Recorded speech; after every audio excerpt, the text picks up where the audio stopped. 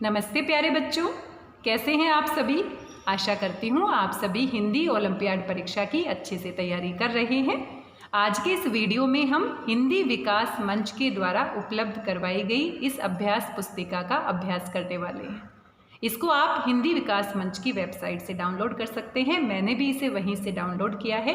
Website का address है www.internationalhindiolympiad.in।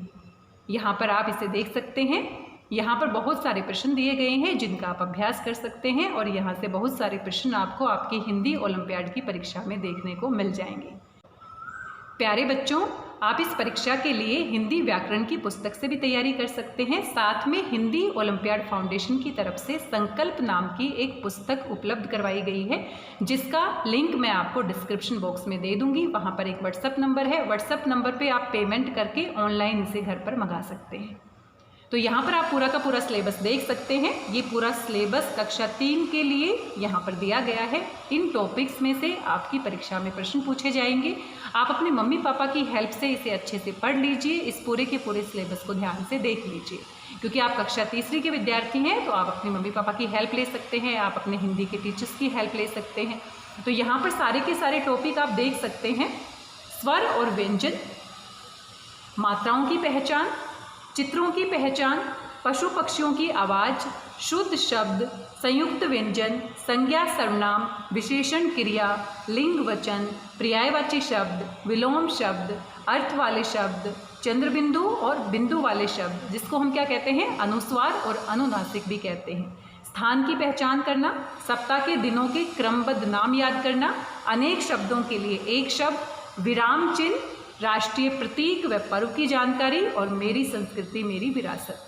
ये सारे के सारे टॉपिक यहाँ पर जो दिए गए हैं उससे संबंधित प्रश्नों का अभ्यास आप इस अभ्यास पुस्तिका में करेंगे। आइए इस पूरी पुस्तिका को हम हल करते हैं। हल करने से पहले यहाँ पर कुछ और जानकारी दी गई है, ये भी आप अच्छे से पढ़ लीजिएगा और ये PDF आप यहाँ इनकी वेबसाइट पर जाकर डाउनलोड कर सकते हैं। तो ये पूरी की पूरी जानकारी है, इसे आप अच्छे से पढ़ लीजिएगा, समझ लीजिएगा। आइए अब इस अभ्यास पुस्तिका के प्रश्नों को हल करते हैं। क्या आप तैयार हैं? जी हाँ, आइए इनको हल करते हैं, अच्छे से इनका अभ्यास करते हैं।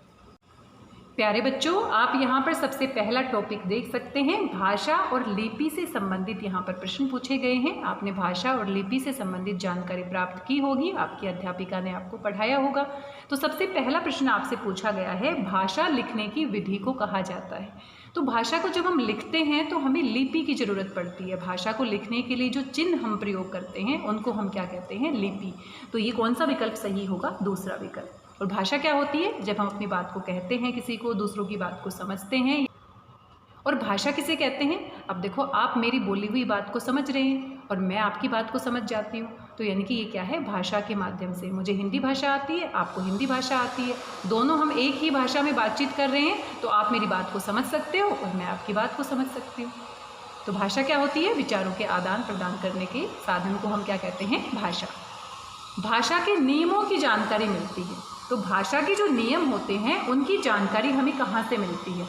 व्याकरण से मिलती है। आप व्याकरण पढ़ते हैं और व्याकरण में भाषा के नियम के बारे में जानकारी दी जाती है कि कौन कौन से नियम लगेंगे, संज्ञा वाले शब्द क्या होते हैं, सर्वनाम क्या होते हैं, क्रिया क्या होती है, वाक्य कैसे बनते हैं, वर्णमाला क्या होती है, शब्द के कितने भेद होते हैं। ये सारे नियम हम किस में पढ़ते हैं? व्याकरण में। हम भाषा सीखते हैं, तो भाषा को हम किस तरीके से सीखते हैं? अभी आप छोटे बच्चे हैं, इससे भी छोटे बच्चे को आपने देखा होगा, अगर आपका आपसे भी छोटा भाई बहन है तो वो सबसे पहले सुनता है। जो आप बोलते हैं उसको ध्यान से सुनता है, सुनकर फिर वो बोलता है, उसकी कॉपी करने की कोशिश करता है, फिर वो पढ़ता है धीरे धीरे, जैसे कि आप पढ़ते हैं पुस्तकों में, और फिर आप लिखते हैं। तो ये एक तरीका है भाषा को सीखने का। सबसे पहले हम सुनते हैं, सुनकर हम बोलते हैं, फिर हम पढ़ना सीखते हैं और लास्ट में हम लिखना सीखते हैं। भाषा के रूप होते हैं, तो भाषा के मुख्य रूप से कितने रूप होते हैं? भाषा के मुख्य रूप से 2 रूप होते हैं, एक तो लिखित और एक मौखिक। अब लिखा हुआ आप यहाँ स्क्रीन पर देख सकते हैं और जो मैं बोल रही हूँ उसको आप सुन सकते हैं। तो बोलने वाली कौन सी भाषा होगी? मौखिक भाषा होगी, जिसको आप सुन सकते हैं। और लिखने वाली भाषा क्या होगी? लिखित भाषा, जिसको आप क्या कर सकते हैं? पढ़ सकते हैं। पत्र लिखना भाषा का कौन सा रूप है? तो जब हम पत्र लिखते हैं तो कौन सी भाषा का प्रयोग करते हैं? हम लिखित भाषा का प्रयोग करते हैं। कौन सी भाषा का प्रयोग करते हैं? लिखित भाषा का। कौन सी भाषा भाषा का मान्य रूप नहीं है? मान्य रूप यानी कि जिसको मान्यता प्राप्त नहीं है। तो भाषा के मुख्य रूप से कितने रूप होते हैं? 2 रूप। एक तो लिखित होती है भाषा, एक मौखिक होती है। और जो मान्य नहीं है उसको हम क्या कहते हैं? सांकेतिक भाषा। अब मान लो मैं संकेत करके कुछ कहती हूँ और आपको वो बात समझ में ना आए, तो ये तो मान्य रूप नहीं है, क्योंकि मैं बोलूँगी तो आप समझ जाएंगे, मैं लिखूँगी तो भी आप समझ जाएंगे। लेकिन अगर मैं इशारा करती हूँ, कोई संकेत करती हूँ और आपको वो समझ में ना आए, मैं कुछ सोच रही हूँ लेकिन आप कुछ और समझ रहे हैं, तो उसको हम मान्य रूप नहीं कहते। विचारों के आदान प्रदान के साधन को क्या कहते हैं? तो अभी अभी हमने बातचीत की थी कि जब हम अपनी भाषा की बात करते हैं तो भाषा का काम क्या होता है? विचारों को आदान प्रदान करना। मैं क्या कहती हूँ, आप क्या समझते हैं, आप क्या कहते हैं, मैं क्या समझती हूँ, यही किसका काम होता है? भाषा का काम होता है। तो भाषा क्या करती है? विचारों को आदान प्रदान करने का साधन क्या होती है? भाषा। और लिखने के लिए किसकी ज़रूरत पड़ती है? लिपि की ज़रूरत पड़ती है। और किसी क्षेत्र विशेष में बोली जाने वाली भाषा को हम क्या कहते हैं? बोली कहते हैं। भाषा सीखने का सही क्रम है। तो भाषा अभी अभी हमने देखा, एक छोटा बच्चा भाषा कैसे सीखता है, आप भाषा कैसे सीखते हैं, मैं कैसे सीखती हूँ। अगर मुझे कोई फॉरेन लैंग्वेज सीखनी है, जैपनीज़ सीखनी है, तो मैं कैसे सीखूँगी? पहले मैं सुनूँगी उस भाषा को, फिर मैं बोलने की कोशिश करूँगी, फिर मैं पढ़ूँगी और फिर मैं लिखने की कोशिश करूँगी। तो क्या करते हैं हम? सुनते हैं, बोलते हैं, पढ़ते हैं और लिखते हैं। तो कौन सा विकल्प सही है? पहला। पंजाबी भाषा की लिपि क्या है? तो पंजाबी भाषा की लिपि क्या होती है? गुरुमुखी। जैसे हिंदी को हमने लिखा तो ये पूरी की पूरी PDF आप देख सकते हैं किस भाषा में लिखा गया है? हिंदी में। तो हिंदी को हम किस में लिखते हैं? देवनागरी में। और ऐसे ही पंजाबी को हम हिंदी के तरीके से तो नहीं लिख सकते, पंजाबी को अलग तरीके से लिखेंगे, तो वो कौन सी लिपि है? गुरुमुखी। उर्दू भाषा के लिए क्या होती है? अरबी और फारसी लिपि होती है। और अंग्रेजी भाषा के लिए क्या होती है? रोमन लिपि। ABCD आप लिखते हैं। अब देखो मैंने अपना नाम लिखा रेखा, तो रेखा जो नाम है ये मैंने देवनागरी में लिखा है, हिंदी में लिखा है। और अगर मैं इसको रोमन में लिखती हूँ तो रोमन में लिखने के लिए मुझे हिंदी के तरीके से नहीं लिखना बल्कि अलग तरीके से लिखना है रेखा। तो ऐसे पंजाबी मुझे नहीं आती है तो पंजाबी में आप अपना नाम अलग तरीके से लिखेंगे। तो पंजाबी की लिपि का नाम क्या है? गुरुमुखी। मौखिक भाषा कहते हैं। तो मौखिक भाषा क्या होती है? बोली जाने वाली। तो बोलकर समझी जाने वाली भाषा को हम क्या कहते हैं? मौखिक भाषा। केरल राज्य की भाषा, अब देखो केरल है दक्षिणी भारत में, साउथ इंडिया में आता है, और केरल में मलयालम भाषा बोली जाती है। केरल में हिंदी नहीं बोली जाती। भारत की राजभाषा है। तो संविधान में 14 सितंबर को भारत की राजभाषा किसे घोषित किया गया था? हिंदी भाषा को। हिंदी हमारी क्या है? राजभाषा है। और साथ में हिंदी भाषा की लिपि क्या है? अभी अभी हमने बात की थी, अगर आप मुझे ध्यान से सुनते हैं तो हिंदी भाषा की लिपि क्या है? देवनागरी। प्यारे बच्चों, भाषा और लिपि से संबंधित कुल 13 प्रश्नों का यहाँ पर हमने अभ्यास किया है। आप किसी भी व्याकरण की पुस्तक से और अधिक अभ्यास कर सकते हैं। तो आइए आगे बढ़ जाते हैं और देखते हैं दूसरे चैप्टर में क्या पूछा गया है।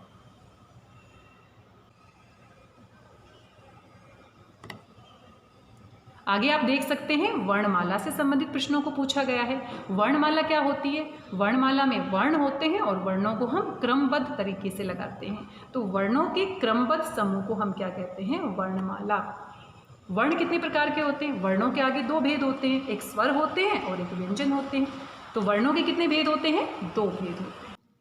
वर्ण कितने प्रकार के होते हैं? तो आप सभी जानते हैं वर्ण हमारे 2 प्रकार के होते हैं, एक हमारे स्वर होते हैं और एक हमारे व्यंजन होते हैं।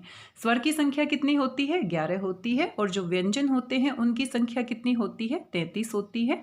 और स्वर और व्यंजन को क्रमबद्ध तरीके से अगर हम मिला देते हैं तो वो हमारी क्या बन जाती है? वर्णमाला। तो वर्ण कितने प्रकार के होते हैं? 2 प्रकार के होते हैं, स्वर और व्यंजन। स्वर और व्यंजन के योग से बनता है। तो अभी अभी हमने पढ़ा है, स्वर और व्यंजन को अगर मिला देते हैं, क्रमबद्ध तरीके से लिखते हैं तो क्या बन जाती है? वर्णमाला। संयुक्त व्यंजन कितने होते हैं? तो प्यारे बच्चों, आप सभी जानते हैं संयुक्त व्यंजन मुख्य रूप से 4 प्रकार के होते हैं। कौन कौन से होते हैं? कश, त्र, गे और श्र। ये 4 हमारे क्या होते हैं? संयुक्त व्यंजन होते हैं। तो यहाँ पर कौन सा विकल्प सही है? तीसरा। च वर्ग का वर्ण नहीं है। तो क वर्ग में क्या आते हैं? 5 व्यंजन आते हैं, क, ख, ग, घ, ड़। उसके बाद च वर्ग आता है। च वर्ग में भी कितने व्यंजन आते हैं? 5 आते हैं। जैसे कि च आता है, च के बाद छ आता है, फिर ज आता है, फिर झ आता है और फिर ये आता है। तो यहाँ पर आप देख सकते हैं च वर्ग में कौन सा वर्ण नहीं आता है? तो भ नहीं आता है। भ किस में आता है? प, प के बाद फ के बाद ब और ब के बाद भ और फिर म। तो इस प्रकार से जो हमारे वर्ग होते हैं व्यंजन में, उनमें 5-5 वर्ण होते हैं, 5-5 व्यंजन होते हैं। आगे देख लेते हैं, प्रश्न संख्या 6 दी गई है, निम्न में कौन सा वर्ण स्वर है? तो स्वर आप सभी जानते हैं 11 होते हैं और छोटी ई को हम क्या कहते हैं? स्वर। प और ब क्या होता है? प वर्ग में आता है और ये व्यंजन होते हैं। हिंदी भाषा में स्वरों की संख्या कितनी होती है? अभी अभी हमने बात की है, हिंदी भाषा में स्वर कितने होते हैं? 11 और व्यंजन कितने होते हैं? 33। तो यहाँ पर सिर्फ पूछा गया है स्वर की संख्या, तो हमारा उत्तर क्या है? क। वर्णों का सार्थक समूह कहलाता है। तो वर्णों का जो सार्थक समूह होता है, वर्णों को मिलाकर और सार्थक तरीके से अगर उनका कोई अर्थ निकलता है तो हमारे क्या बनते हैं? शब्द। और शब्दों का क्रमबद्ध तरीके से अगर व्यवस्था की जाती है तो वाक्य बन जाते हैं। और वर्ण हमारी सबसे छोटी ध्वनि होती है। कौन सा वर्ण व्यंजन नहीं है? तो व्यंजन नहीं है यानी कि स्वर होना चाहिए फिर, और स्वर हमारा कौन सा है? बड़ी ई। अब यहाँ पर एक आप चिन्ह देख सकते हैं, ये जो चिन्ह है निम्नलिखित में से है। यहाँ पर आपको एक चिन्ह दिया गया है, देखो ऊपर बिंदु दिया गया है, और इस चिन्ह को हम क्या कहते हैं? तो चंद्र बिंदु आप सभी जानते हैं, इस तरीके से लगता है, बिंदु इस तरीके से लगता है। और आयोगवा क्या होते हैं? आयोगवा में हमारा अंग आता है, और ये चंद्र बिंदु वाला भी आयोगवा में आता है, और अह भी हमारा किस में आता है? आयोगवा में। तो ये ना ही स्वर होते हैं ना ही व्यंजन होते हैं, इनको हम क्या कहते हैं? आयोगवा। तो प्रश्न को ध्यान से पढ़ना है। वैसे तो ये आयोगवा भी हो सकते हैं क्योंकि आयोगवा में तीनों आते हैं, लेकिन यहाँ पर पूछा गया है कि ये जो चिन्ह है इसको हम क्या कहते हैं? तो ये चंद्र बिंदु नहीं होता, बल्कि ये क्या होता है? सिर्फ बिंदु होता है। तो यानी कि ख विकल्प यहाँ पर क्या है? सही है। आंख शब्द में प्रयुक्त हुआ है, तो आंख के ऊपर क्या लगा है? चंद्र बिंदु, और चंद्र बिंदु को हम क्या कहते हैं? अनुनासिक। चंद्र बिंदु को हम अनुनासिक कहते हैं, सिर्फ बिंदु को हम अनुस्वार कहते हैं, और विसर्ग के लिए हमारी 2 बिंदी लगती हैं। भाषा की सबसे छोटी इकाई कहलाती है, तो अभी अभी हम बात कर रहे थे भाषा की सबसे छोटी इकाई क्या होती है? वर्ण। सबसे छोटे हमारे वर्ण होते हैं, वर्णों को जोड़कर हम शब्द बनाते हैं, शब्दों से हमारे वाक्य बनते हैं, और वाक्यों के माध्यम से हम अपनी भाषा में बात करते हैं। अंग और अह कहलाते हैं, तो अभी अभी हमने बात की है, अंग और अह क्या होते हैं? हमारे आयोगवा होते हैं। ये ना ही स्वर होते हैं और ना ही व्यंजन। वर्णमाला में वर्णों को एक निश्चित क्रम में लिखा जाता है, तो ये परिभाषा है वर्णमाला की। तो वर्णमाला में वर्णों को एक निश्चित क्रम में लिखा जाता है। यहाँ पर क्या आएगा? क्रम। तो यहाँ पर आप देख सकते हैं कुल 14 प्रश्न दिए गए थे। इसी तरीके से आप किसी भी व्याकरण की पुस्तक से अभ्यास कर सकते हैं। तो आइए देखते हैं अगले टॉपिक में कौन से प्रश्न दिए गए हैं।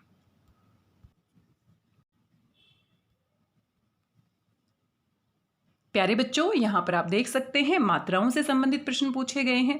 कृपालु एक शब्द दिया गया है और शब्द के अंदर क वर्ण के ऊपर कौन सी मात्रा लगी है ये आपको बताना है। कृपालु शब्द के क वर्ण में कौन सी मात्रा लगी है? तो यहाँ पर आप ध्यान से देख सकते हैं, ये जो सी के तरीके से मात्रा लगी है, आप बोल के देखिए, कृपालु, क्री यानी कि ऋ ऋषि की मात्रा लगी है। तो ये हमारी क के ऊपर मात्रा पूछी गई थी, ऋ ऋषि की मात्रा है। छोटे ओ की मात्रा हम ऐसे लगाते हैं और बड़े ओ की मात्रा हम ऐसे लगाते हैं। रुपया शब्द में र वर्ण में कौन सी मात्रा है? तो रुपया को आपको ध्यान से देखना है। रुपया में आप ऐसे देख रहे हैं और ये हमारे छोटे ऊ की मात्रा होती है। अगर इसमें ऐसे मात्रा होती तो ये हमारी बड़े ऊ की मात्रा होती। तो यहाँ पर 2 में आप कंफ्यूज हो सकते हैं, लेकिन ध्यान से देखेंगे तो ये मात्रा हमारी किसकी है? रुपया में छोटे ऊ की। कौन शब्द के क वर्ण में कौन सी मात्रा है? तो कौन को आप ध्यान से देखिए और यहाँ पर आप देख सकते हैं क, और क के ऊपर इस तरीके से औ की मात्रा लगी है। तो ये हम क्या कहेंगे? औ की मात्रा। तो यहाँ पर कौन सा विकल्प सही है? औ की मात्रा। बेर शब्द में ब वर्ण में कौन सी मात्रा है? तो आपने पहली कक्षा में, दूसरी कक्षा में और तीसरी कक्षा में भी आप मात्राओं का ज्ञान प्राप्त कर रहे हैं। तो प्यारे बच्चों, बड़े आराम से आप इनकी पहचान कर सकते हैं। बे और बे में कौन सी मात्रा लगी है? ए की मात्रा। तो कौन सी मात्रा है? ए की मात्रा। मोर में भी आप पहचान गए होंगे, आपको मेरी जरूरत नहीं होनी चाहिए। मोर में म के ऊपर ओ की मात्रा लगी है, इस मात्रा को हम क्या कहते हैं? ओ की मात्रा। तो यहाँ पर आप देख सकते हैं ओ की मात्रा।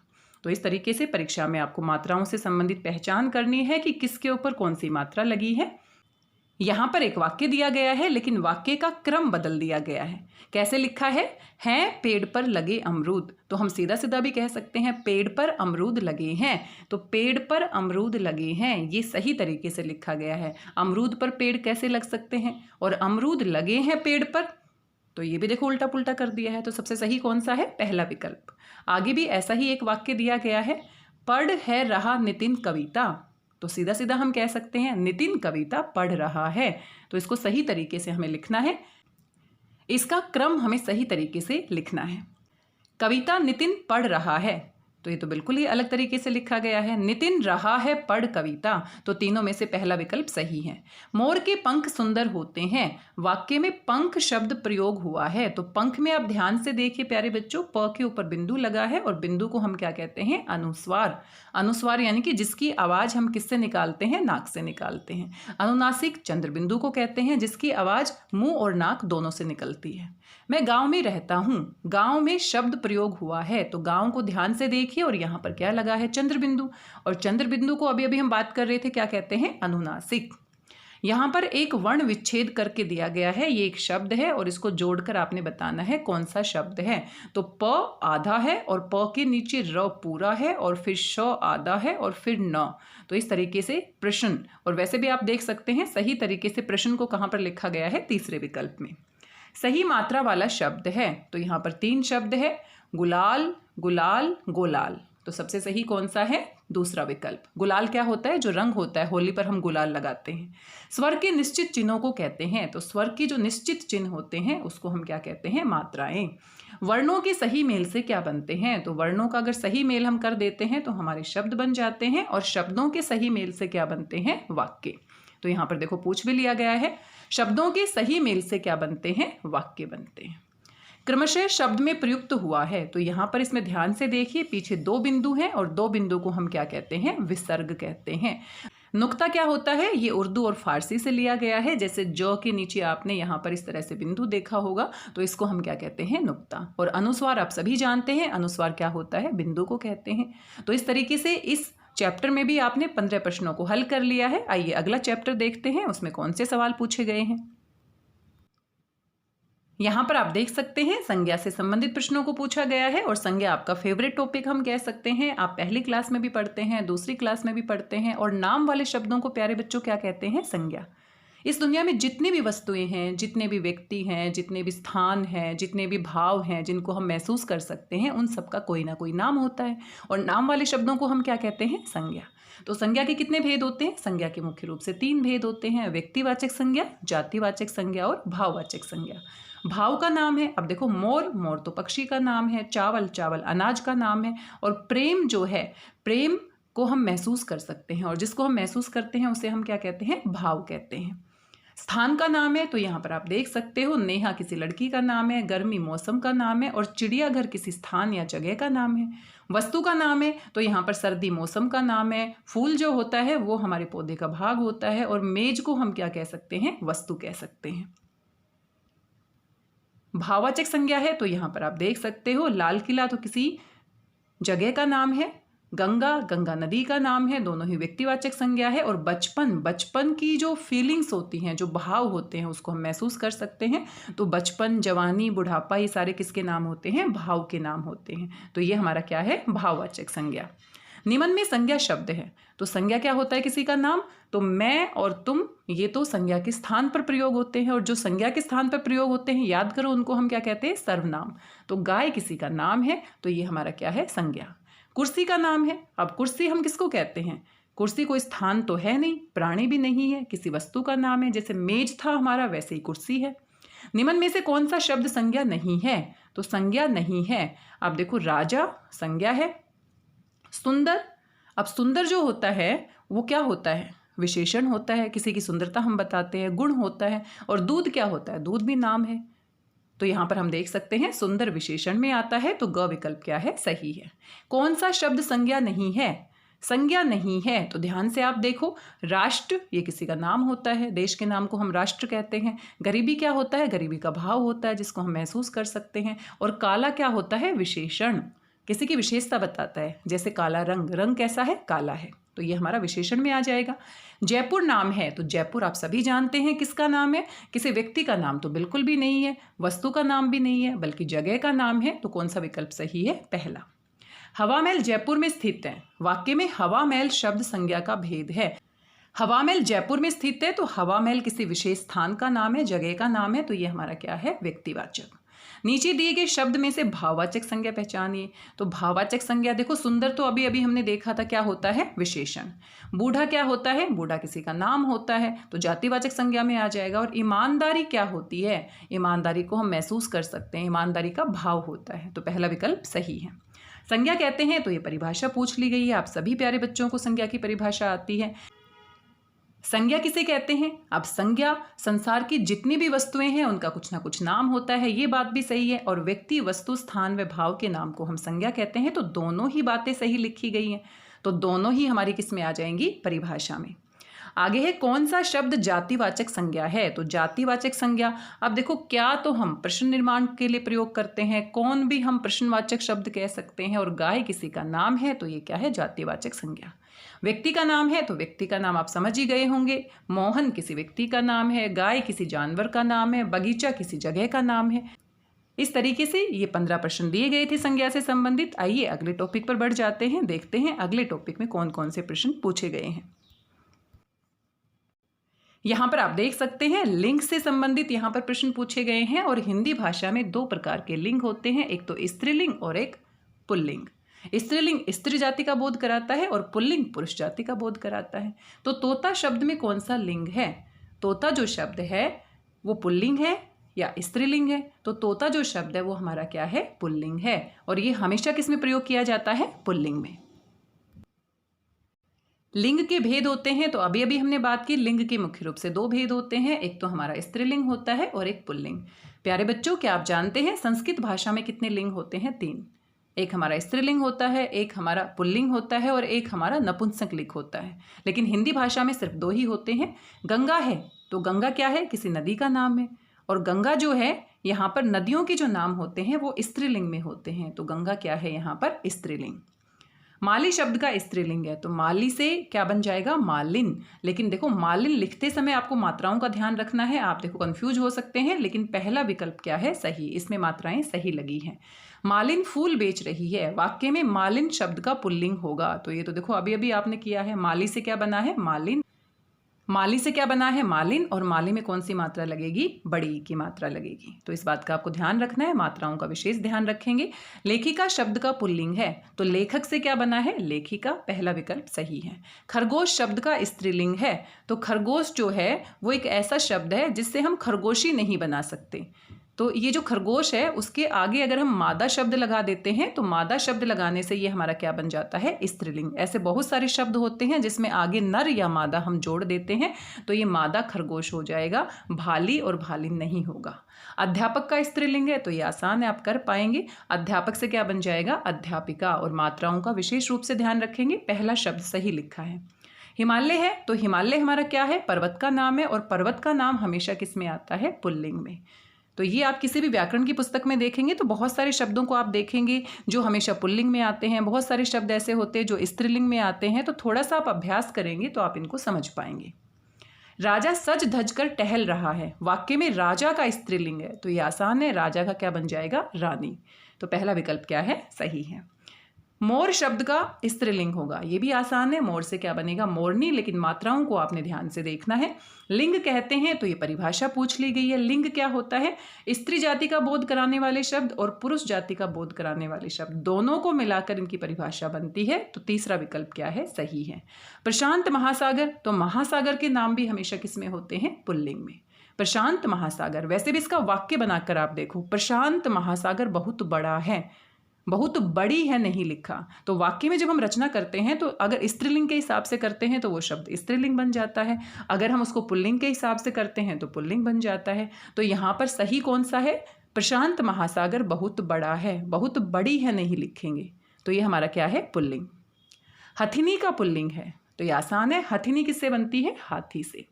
वृक्षों और समुद्रों के नाम हमेशा क्या होते हैं, वृक्ष और समुद्र के नाम हमेशा पुल्लिंग में आते हैं, तो यहाँ पर दूसरा विकल्प सही है। ये लिंग से संबंधित हमारे कुल 15 प्रश्न दिए गए थे। आइए आगे बढ़ जाते हैं। लिंग के बाद आप यहाँ पर वचन से संबंधित प्रश्नों को देख रहे हैं, और वचन हमारे मुख्य रूप से कितने होते हैं, ये भी हमारे 2 होते हैं, एक वचन और बहुवचन। और संस्कृत भाषा में हमेशा की तरह कितने वचन होते हैं, 3 होते हैं, एक वचन, द्विवचन और बहुवचन। तो वचन के भेद कितने हैं, 2 हो जाते हैं। जनता शब्द है, अब देखो कुछ शब्द ऐसे होते हैं जो हमेशा या तो एक वचन में प्रयोग किए जाते हैं या बहुवचन में प्रयोग किया जाता है। जनता शब्द है तो जनता जो है वो समूहवाचक होता है और समूहवाचक हमेशा किस में आएगा? एक वचन में। जनता बहुत ईमानदार है, वाक्य में प्रयोग करके देखिए तो ये हमारा एक वचन के तरीके से प्रयोग कर सकते हैं। चिड़िया का बहुवचन है तो ये आप सभी जानते हैं, चिड़िया एक होती है और बहुत सारी क्या होती हैं? चिड़िया, चंद्र बिंदु लगेगा। पौधा शब्द का बहुवचन है तो पौधा से क्या बन जाएगा? पौधे, तो यहाँ पर पहला विकल्प क्या है? सही है। नीरज ने दवाई खा ली, वाक्य में दवाई का बहुवचन होगा। ये बहुत ही महत्वपूर्ण शब्द है प्यारे बच्चों, परीक्षाओं में पूछा जाता है। और कौन सा दवाइयाँ सही लिखा है? ये वाला, दवाई से दवाइयाँ। तो यहाँ पर बड़ी ई की जगह पर क्या परिवर्तन हो जाएगा? छोटी ई। तो बड़ी ई वाला विकल्प सही नहीं है, छोटी ई आएगी और चंद्रबिंदु आएगा तो दूसरा विकल्प सही है। कैसे शब्दों को लिखा है इस बात का आप विशेष रूप से ध्यान देंगे, क्योंकि मात्राओं की गड़बड़ी से हमारा उत्तर भी क्या हो सकता है? गलत। दाल शब्द का बहुवचन है तो दाल से क्या बनेगी? दालें। तोता शब्द का प्रयोग होता है तो तोता शब्द अभी हमने देखा ये हमेशा पुल्लिंग में होता है और तोता एक के लिए, एक से अधिक के लिए, किसी के लिए नहीं। तोता शब्द का प्रयोग होता है तो तोता हमारा एक वचन में प्रयोग होता है तो एक के लिए यानी कि पहला विकल्प सही है। एक वचन का प्रयोग होता है तो एक वचन का एक वस्तु के बारे में जानकारी देता है यानी कि एक के लिए प्रयोग होता है। बहुत तेज बरसात हो रही है, वाक्य में बरसात है तो बहुत तेज बरसात हो रही है यानी कि एक वचन में प्रयोग किया गया है। वर्षा या बरसात हमेशा किस में आता है? एक वचन में प्रयोग किया जाता है, ये हमारा एक वचन है। अध्यापक पढ़ा रहे हैं, वाक्य में अध्यापक शब्द है तो अध्यापक पढ़ा रहे हैं। आप देखो इस वाक्य को ध्यान से देखिए, पढ़ा रहे हैं यानी कि बहुत सारे अध्यापक हैं तो ये हमारा क्या है? बहुवचन। अध्यापक पढ़ा रहे हैं। बहुवचन का प्रयोग होता है तो बहुवचन का प्रयोग एक से अधिक की जानकारी देने के लिए होता है यानी कि दूसरा विकल्प सही है। कल में शब्द का एक वचन है तो कल में शब्द का एक वचन क्या होगा? कलम। तो देखो कमल और कलम में हम कंफ्यूज हो सकते हैं, थोड़ा ध्यान से देखो। कलम। दरवाजा शब्द का बहुवचन है तो दरवाजा से क्या बनेगा? दरवाजे बनेगा। और दरवाजे कौन सा सही लिखा गया है इसको आपने ध्यान से देखना है। दरवाजा शब्द का बहुवचन है तो दरवाजा से दरवाजे बन जाएगा और दरवाजे जो है ये पहला विकल्प क्या है? सही है। यहाँ पर आप देख सकते हैं बागों में फूल खिले हैं, बागों का एक वचन है तो बाग से क्या बना है? बागों, तो यानी कि पहला विकल्प सही है। वचन कहते हैं तो वचन की परिभाषा पूछ ली गई है। वचन क्या होते हैं? वैसे तो प्रतिज्ञा को भी हम वचन कहते हैं और वचन संख्या भी होती है, शब्द के उस रूप को जिससे उसके एक या अनेक होने का पता चले। तो सबसे सही परिभाषा क्या है? तीसरी। जैसे हम कहते हैं कि मैं वचन लेता हूँ, मैं प्रतिज्ञा करता हूँ, तो वो उसका अर्थ हो सकता है, लेकिन वचन किसको कहते हैं? शब्द के एक रूप या अनेक रूप के बारे में जानकारी देते हैं, उनको हम क्या कहते हैं? वचन। आइए आगे बढ़ जाते हैं। यहाँ पर आप देख सकते हैं सर्वनाम से संबंधित प्रश्न पूछे गए हैं और सर्वनाम क्या होते हैं? जो संज्ञा के स्थान पर प्रयोग किए जाते हैं।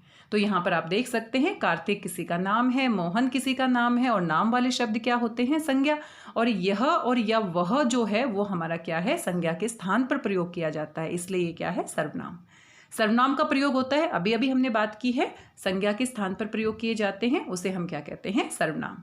कौन सा शब्द सर्वनाम नहीं है? तो यहाँ पर आप देखो हमारा, तुम क्या है? सर्वनाम है। पुराना सर्वनाम नहीं है। पुराना क्या होता है? विशेषण। निम्नलिखित शब्द में सर्वनाम है तो यहाँ पर पर्वत पर्वतनाम है, अच्छा विशेषण है और मैंने क्या है? सर्वनाम। कौन सा शब्द सर्वनाम नहीं है? नहीं है पूछा है तो तुम भी हमारा सर्वनाम है, तुम्हारा भी सर्वनाम है और कोमल जो है वो सर्वनाम नहीं है। कोमल क्या होता है? विशेषण। कल हवाई जहाज से मुंबई जाएंगे तो यहाँ पर खालिस्तान दिया गया है तो पूरे वाक्य को सही तरीके से आपने बनाना है। तो वे कल हवाई जहाज से मुंबई जाएंगे, बहुत सारे हैं, जाएंगे तो क्या लगेगा? वे। बाहर खालिस्तान दिया गया है, खड़ा है, तो बाहर कौन खड़ा है? किसी के बारे में सवाल पूछा गया है कि कौन व्यक्ति खड़ा है, तो बाहर कौन खड़ा है। सर्वनाम का प्रयोग करने से भाषा क्या हो जाती है? सर्वनाम का प्रयोग करने से भाषा सरल और सुंदर बनती है। सर्वनाम का प्रयोग करने से भाषा सरल और सुंदर बनती है क्योंकि बार बार हम किसी का नाम प्रयोग करेंगे तो भाषा की सुंदरता में परिवर्तन आ जाएगा। कोई रो रहा है तो कोई रो रहा है, कोई शब्द क्या है? हमें निश्चित जानकारी नहीं है कौन रो रहा है, तो कोई क्या है? किसी के स्थान पर प्रयोग हुआ है, किसी के नाम के स्थान पर, तो ये क्या है? सर्वनाम। एक नया खिलौना खरीदा तो यहाँ पर आपने वाक्य पूरा करना है। खरीदा, तो मैंने एक नया खिलौना खरीदा। तो यहाँ पर क्या आना चाहिए? मैंने एक नया खिलौना खरीदा। हम कल आगरा जाएंगे, इसमें सर्वनाम है। तो हम शब्द क्या है? हमारा सर्वनाम है, किसी के स्थान पर प्रयोग हुआ है। जिज्ञासा और उसकी बहन विद्यालय जा रहे हैं, वाक्य में सर्वनाम है। तो जिज्ञासा तो किसी का नाम है और उसकी बहन, उसकी जो शब्द है वो किसी की ओर इशारा कर रहा है, यानी कि किसी के नाम के स्थान पर यहाँ पर प्रयोग हुआ है। तो ये हमारा क्या है? सर्वनाम। उसका, उसकी, उन्हें, तुम, तुम्हारा, हम, हमें, मैं, मेरा, मुझे, ये सारे क्या होते हैं? हमारे सर्वनाम। तुम्हें किससे काम है? वाक्य में सर्वनाम नहीं है, तो देखो सर्वनाम नहीं है, तुम्हें तो हमारा क्या है? सर्वनाम है। और किससे काम है? किससे भी किसी के स्थान पर प्रयोग हुआ है, सवाल पूछा जा रहा है। काम है, काम है हमारा क्या है? सर्वनाम नहीं है। तो थोड़ा सा ध्यान से देखेंगे, तुम्हें भी सर्वनाम है, किससे भी सर्वनाम के स्थान पर प्रयोग है, और यहाँ पर काम है, काम है ये हमारा सर्वनाम नहीं है। रोहन के पास खालिस्तान दिया गया है और कुत्ता खड़ा है। रोहन के पास आप देख सकते हैं रोहन का कुत्ता खड़ा होगा, तो यानी कि उसका कुत्ता खड़ा है।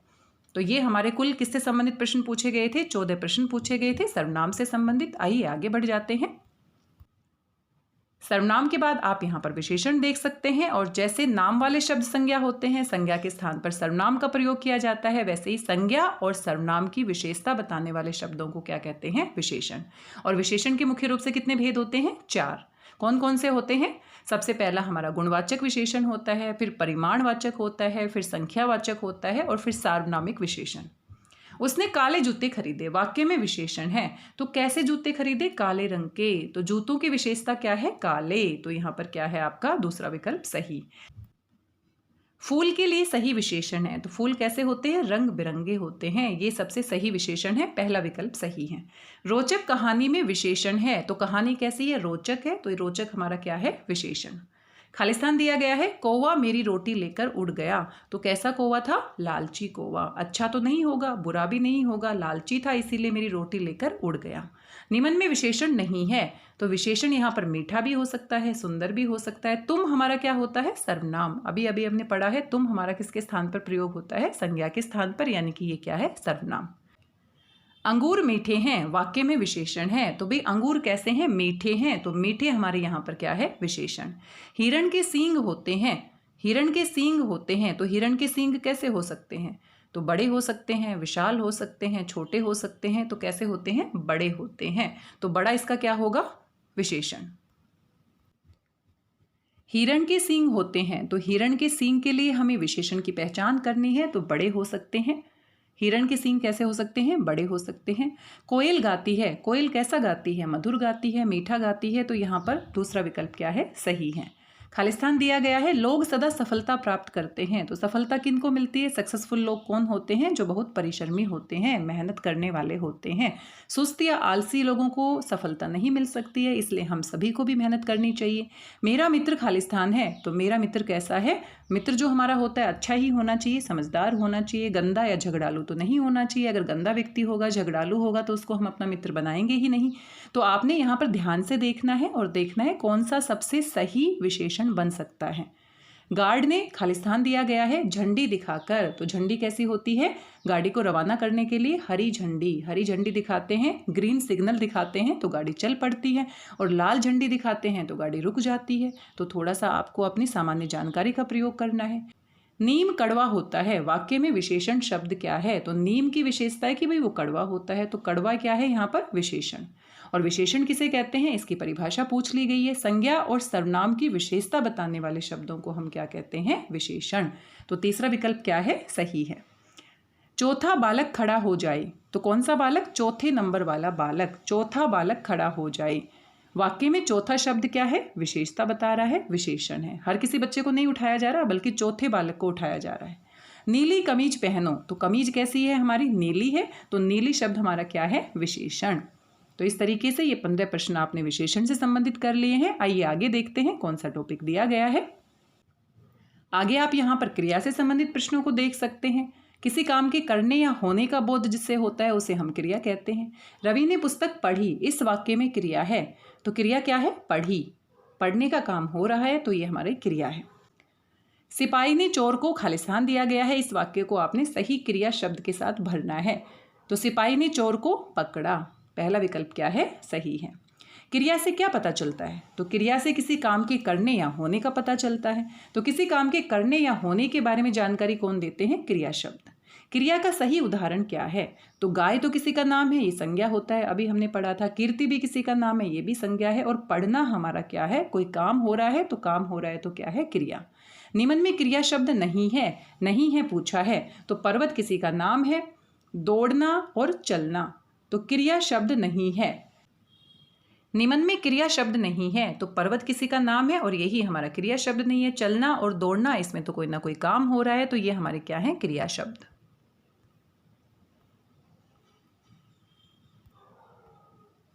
हाथी धीरे धीरे चलता है, वाक्य में क्रिया शब्द है, तो यहां पर चलता है, चलता है ये काम हो रहा है, तो चलता है हमारा क्या है? क्रिया।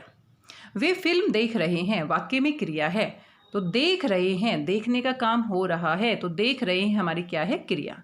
क्रिया का उदाहरण नहीं है, नहीं है पूछा है, तो दौड़ना भी कोई काम हो रहा है, टिमटिमाना भी काम हो रहा है, तो बुढ़ापा हमारा क्या है? भाववाचक संज्ञा। मछली, अब मछली क्या करती है? सो रही है, तैर रही है, दौड़ रही है, तो बड़ा ही आसान है। मछली क्या करती है? तैरती है, पानी में रहती है। कर्म के आधार पर क्रिया के भेद होते हैं, तो कर्म के आधार पर क्रिया के दो भेद होते हैं। एक हमारी सकर्मक क्रिया होती है, आप व्याकरण की पुस्तक में से पढ़ सकते हैं। एक हमारी सकर्मक क्रिया होती है, सकर्मक, और एक हमारी अकर्मक क्रिया होती है। जिसमें कर्म नहीं होता है उसको हम अकर्मक क्रिया कहते हैं, और जिसमें कर्म होता है उसको हम सकर्मक क्रिया कहते हैं। बाग में मोर नाच रहा है, वाक्य में नाच रहा है, तो नाच रहा है यानी कोई काम कर रहा है, और काम कर रहा है तो ये क्या है? क्रिया। क्रिया शब्द का उदाहरण है, तो ध्यान से देखिए। खेलना, खेलना यानी कि कोई काम हो रहा है, यही हमारी क्रिया है। सूरज तो नाम है, बारिश भी नाम है, तो ये संज्ञा शब्द है।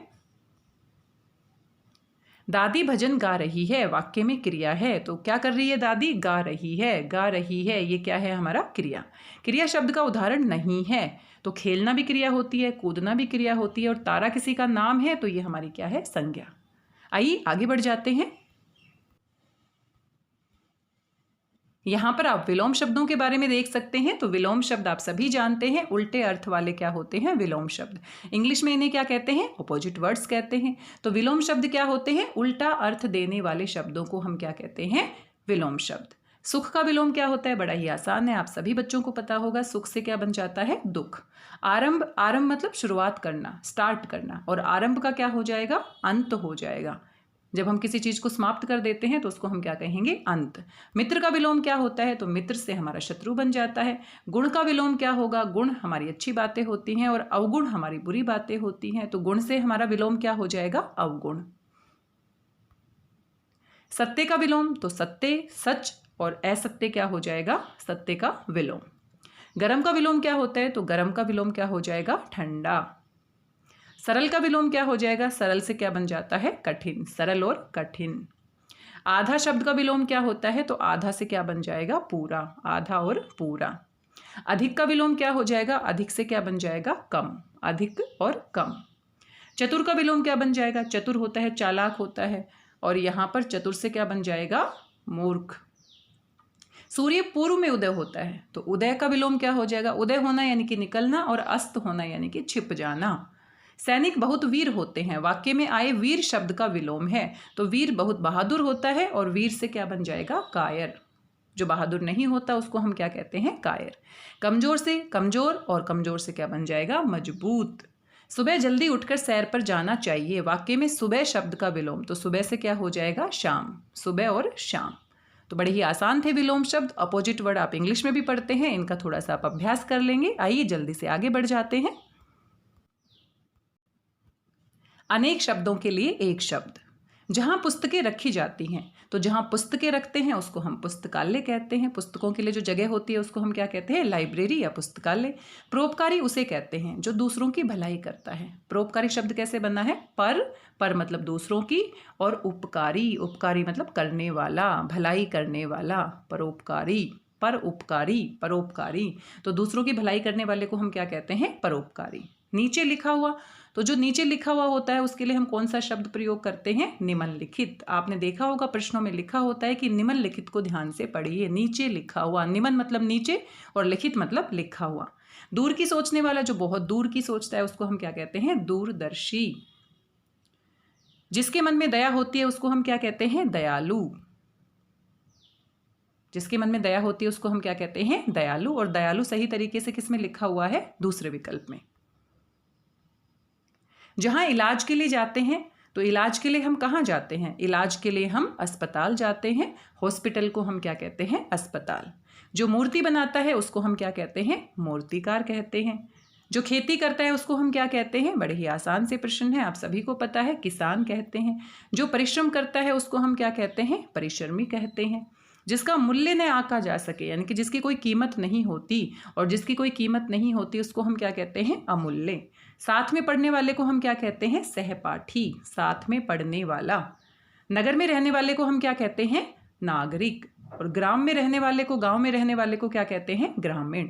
जो लोहे का काम करता है उसे हम क्या कहते हैं? लोहार। और जो सोने का काम करता है उसे हम क्या कहते हैं? सुनार। अपने देश की वस्तु को हम क्या कहते हैं? स्वदेशी। स्वदेशी अपनाना चाहिए, अपने देश में बनी वस्तुओं को अपनाना चाहिए। वर्ष में एक बार होने वाले को हम क्या कहते हैं? वार्षिक। और महीने में एक बार होने वाले को मासिक कहते हैं। और दिन में एक बार होने वाले को क्या कहते हैं? दैनिक। तो ये कुछ हमारे अनेक शब्दों के लिए एक शब्द थे, बाकी आप किसी भी पुस्तक से और अधिक अभ्यास कर सकते हैं। आगे आपके पर्यायवाची शब्द दिए गए हैं, और पर्यायवाची शब्द क्या होते हैं? समान अर्थ वाले, सिनोनिम्स पे आप कह सकते हैं। तो यहाँ पर है तालाब में कमल खिला है, तो वाक्य में कमल का पर्यायवाची, तो कमल को हम और क्या कह सकते हैं? कमल का जो फूल होता है उसको हम क्या कहते हैं? पंकज। जगत क्या होता है? संसार। सरोवर क्या होता है? तालाब। दिन निकल आया, वाक्य में दिन का पर्यायवाची है। दिन को हम क्या कह सकते हैं? वासर भी कह सकते हैं। हो सकता है आपने ये शब्द ना सुना हो। वासर क्या होता है? दिन होता है। अंधेरा आप सभी को पता है, पृथ्वी आप सभी को पता है। आज आसमान में बादल छाए हैं, वाक्य में आसमान का पर्यायवाची, तो आसमान को हम क्या कहते हैं बेटा? नभ भी कहते हैं। नयन हमारी आंख होती है और तरु हमारा पेड़ होता है। एक ही अर्थ वाले शब्दों को हम क्या कहते हैं? जिसका एक ही अर्थ निकलता है उसको समानार्थी या पर्यायवाची शब्द कहते हैं। अनेक अर्थ निकले उसको अनेकार्थी, और जो उल्टे अर्थ वाले होते हैं उसको विलोम शब्द। पेड़ का पर्यायवाची क्या है? तो पेड़ हम किसको कहते हैं? तरु को। समीर क्या होती है? हवा। और बाग क्या होता है? बगीचा। तो बाकी शब्दों की मीनिंग भी अगर हमें पता होता है तो भी हम आसानी से इनको हल कर सकते हैं। नदी बह रही है, वाक्य में नदी का पर्यायवाची, तो नदी क्या होती है? सरिता। पुस्तक आप सभी जानते हैं, किताब को कहते हैं, बुक को कहते हैं, और तनय क्या होता है? बेटा। ईश्वर सर्वत्र है, तो वाक्य में ईश्वर का पर्यायवाची, ईश्वर को हम और क्या कह सकते हैं? प्रभु भी कह सकते हैं। अंबुज क्या होता है? अंबुज हमारा होता है कमल का फूल भी अंबुज होता है। अंबु होता है पानी, और पानी में पैदा होने वाला अंबुज।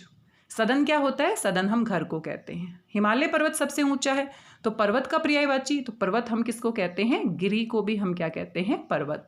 राकेश क्या होता है? चंद्रमा होता है। और प्रभात क्या होता है? सुबह का समय। वर्षा का पर्यायवाची है, तो वर्षा को हम और क्या कह सकते हैं? सलील हमारा जल होता है, पानी होता है। सदन हमारा घर होता है। और मई को हम क्या कहते हैं? वर्षा। बारिश का दूसरा नाम क्या है? मई। बालक का पर्यायवाची है, तो बालक को हम क्या कह सकते हैं? शिशु कह सकते हैं। नग हमारा क्या होता है? पर्वत। और प्रभात हमारी क्या होती है? सुबह। सागर का पर्यायवाची है, तो सागर का जो पर्यायवाची है? जलधि। जलधि यानी कि जल को धारण करने वाला, जिसमें बहुत सारा पानी होता है। नीर क्या होता है? पानी। और निकेतन क्या होता है? घर को कहते हैं। संध्या का पर्यायवाची नहीं है, नहीं है। सांझ भी कहते हैं, साय भी कहते हैं। आल्ले, आल्ले क्या होता है? घर, तो ये संध्या का पर्यायवाची नहीं है। नारी का पर्यायवाची है, तो नारी को हम क्या कहते हैं? स्त्री भी कहते हैं। अम्बुद, अम्बुद क्या होता है? बादल को कहते हैं। अम्बुद पानी को देने वाले। बगीचा क्या होता है? बगीचा आप सभी जानते हैं, बाग और बगीचा। आगे आपका है उपवन का पर्यायवाची नहीं है, तो उपवन क्या होता है? बाग भी होता है, बगीचा भी होता है। वायु किसको कहते हैं? हवा को। भूमि का पर्यायवाची है, तो भूमि को हम धरती भी कहते हैं। नग मैंने बताया है, नग क्या होता है? पर्वत। और दोस्त क्या होता है? आपका मित्र होता है। तो नए नए शब्दों को आप पढ़ोगे, बार बार आप कोई भी पाठ पढ़ते हो तो पाठ में नए नए शब्द आते हैं, तो जितना आप अभ्यास करेंगे पढ़ने का उतने ही आपके नए नए शब्दों के अर्थ आपको पता लगते जाएंगे। तो ये हमारे कुल 15 प्रश्न थे जो पर्यायवाची से संबंधित थे। आइए आगे बढ़ जाते हैं। यहाँ पर आप विराम चिन्हों से संबंधित प्रश्नों को देख सकते हैं। विराम चिन्ह आपने जरूर पढ़े होंगे। पूर्ण विराम का चिन्ह क्या होता है? ये पूरी लाइन जो होती है इसको पूर्ण विराम बोलते हैं। वह चला गया, वाक्य में उचित विराम चिन्ह बताओ, तो क्या विराम चिन्ह हम लगा सकते हैं? वह चला गया तो बात पूरी हो गई है, तो क्या लगाएंगे? पूर्ण विराम। तुम कब आओगे? तुम कब आओगे तो सवाल पूछा जा रहा है, तो ये हमारा क्या लगेगा? प्रश्नवाचक चिन्ह। प्रश्नवाचक चिन्ह तो अभी अभी हमने सवाल पूछा है, कौन सा विकल्प सही है? दूसरा। अर्ध विराम चिन्ह होता है तो ये हमारा पूर्ण विराम चिन्ह होता है, ये हमारा कोलन होता है और ये हमारा अर्ध विराम होता है, एक बिंदु और नीचे यहाँ पर छोटा सा कोमा। निम्न में किसमें प्रश्नवाचक चिन्ह का प्रयोग हुआ है? तो प्रश्नवाचक चिन्ह आप समझ ही गए होंगे, ये हमारा पूर्ण विराम है, ये भी पूर्ण विराम है और ये हमारा क्या है? प्रश्नवाचक चिन्ह। निम्न में किसमें पूर्ण विराम चिन्ह का प्रयोग हुआ है? तो पूर्ण विराम क्या होता है? ये हमारा पूर्ण विराम होता है, यहाँ पर हमारा विस्मयादिबोधक चिन्ह है, यहाँ पर हमारा प्रश्नवाचक चिन्ह है, तो कौन सा विकल्प सही है? पहला। तो यहाँ पर विराम चिन्ह से संबंधित बहुत ही कम प्रश्न दिए गए थे, 7 प्रश्न हैं, बाकी आप किसी भी पाठ्य पुस्तक से पढ़ सकते हैं। प्यारे बच्चों, यहाँ पर आपको कुछ जानकारी दी गई है, जैसे दिनों के नाम यहाँ पर हिंदी में लिखे गए हैं। जैसे हम संडे मंडे हम अपने आम जीवन में प्रयोग करते हैं, हमें अच्छे से याद होते हैं, लेकिन रविवार सप्ताह का पहला दिन होता है, यहाँ से भी सवाल पूछा जाता है। फर्स्ट डे, पहला दिन। सोमवार दूसरा होता है, मंगलवार, बुधवार, बृहस्पतिवार, शुक्रवार और शनिवार, इनको आपको याद करना है। और गिनती आप यहाँ पर देख सकते हैं, आपके सिलेबस में 1 से 20 तक गिनती है। कक्षा 3 के लिए 1 से 20 तक हिंदी में गिनती आपको आनी चाहिए, यहाँ से भी सवाल पूछे जा सकते हैं। और यहाँ पर आप ध्यान से देखेंगे, ये जो हमारी संख्या है ये कैसे लिखी गई है। हम 11 बोलते हैं, 11 नहीं होता है, जल्दबाजी में मैं भी 11 बोल देती हूँ, 11, 12, 13, ऐसे नहीं होता है। 11, 12, 13, 14, 15, 16, 17, 18, 19, तो ये किस तरीके से लिखे गए हैं, इन पे आपको थोड़ा सा ध्यान देना है, इसको आप ध्यान से पढ़ लीजिएगा। आगे आपका है महीनों के नाम, तो महीनों के नाम यहाँ पर आपके हिंदी में नहीं है, बड़ी कक्षाओं में आप हिंदी में पढ़ेंगे। जनवरी फरवरी को कैसे लिखा गया है, इसको आप ध्यान से पढ़ लेना। अशुद्ध और शुद्ध शब्द आप देख सकते हैं, तो यहाँ पर ये कुछ शब्द दिए गए हैं, इनका आप अभ्यास कर लेना। भाषा को कैसे लिखा जाता है, आइए, शेष, बीमार, गुरु। गुरु में देखो हमें लगता है बड़े ऊ की मात्रा ये गलत होती है।